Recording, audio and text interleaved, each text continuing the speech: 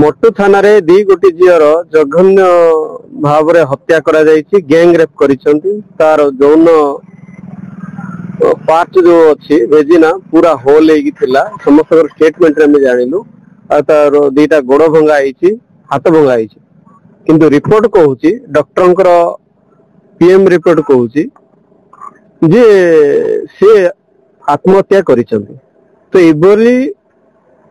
Sensitive case टिकु police द्वारा हो कि डिपार्टमेंट द्वारा कहीं पर्यंत तुरंत कार्यसूची ग्रहण करा गला नहीं सेति आज समग्र मालकानगिरी जिलार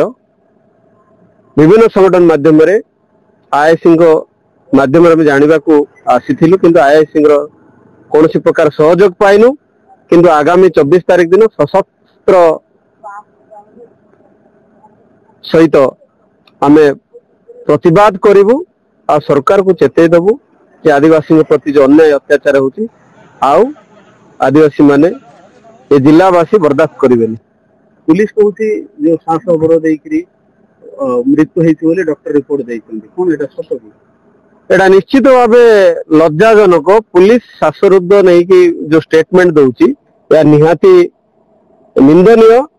पुलिस केमती जानिला श्वासरुद्ध बोलिकी यदि पीएम रिपोर्ट एपट सेपट कर प्राइमरी आय जो रिपोर्ट देवा कथा से रिपोर्ट भी चेंज होती तो तेणु पुलिस को भी निंदा करूँ प्रशासन जेपरी भाव में असहयोग करी कहारी प्रेसर रे एटा असहयोग कर बासिंदा को निर्यातना दौरान ताहा तदंत सापेक्ष एवं आंदोलन को आगू देखु।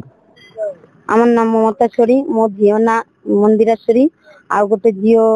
ज्योति हालदार से मैंने फेब्रुआरी 7 तारिख रे स्कूल टू मिसिंग होती आमे माने खोजा खोजी करिबा पर रे शुक्रवार 10टा 8 तारिख रे शुक्रवार 79 थाना रे एफआईआर करले मिसिंग डायरी करथिली सेते बेले सार माने हम टिके साहाय्य कले करिबा परे शुक्रवार गले शनिवार दिन 11टा 11:30 रे तांकर मृत देह से बिल्लीगुड़ा साइड रे गोटे आंब गछ रे झुलिथिले सेति बेले आमे माने जाइकिना देखिली जे आम जीवा आगरू थाना वाला आउ मध्य अन्य गाँ लोक जाइथिले तापरे सेठी 4टा 5:30 टाइम रे से साइंटिफिक टीम आस्तिले सेठी मो गोटे बड़ जा से तांको डाकिथिले से माने कहउथिले बौनी टिके एपटे आसो तांकर लुगा ड्रेस पति खुलिकिना ताकू चेक करिथिले सेते बेले कहउथिले जे तांकर गैंग रेप हेची 5 रु 7 जन मध्य मो झियो मंदिरा स्वयंकर आगरे मृत्यु हेतिले गुरुवार आउ ज्योति हालदार मृत्यु गुरुवार हेनी शुक्रवार हेची आउ आम झियोर हाथ भांगिथिले बेक भी भांगिथिला आउ देहरे माड़ चिन्ह हेतिले आउ तांकर एसिड ढाला भी हेची मु एतिकी कहिकिना तांकर न्याय मिलू आमे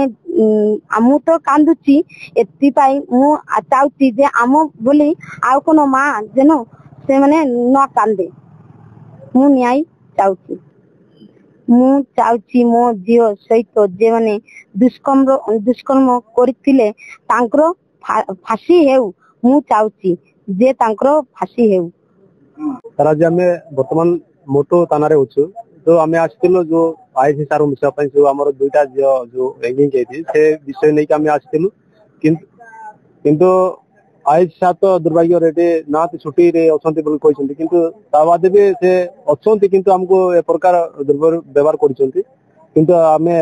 विरोध करुचु किंतु से माने ऑफिसर जो थाना वाला जेहेतु पब्लिक मान काम करने किंतु से माने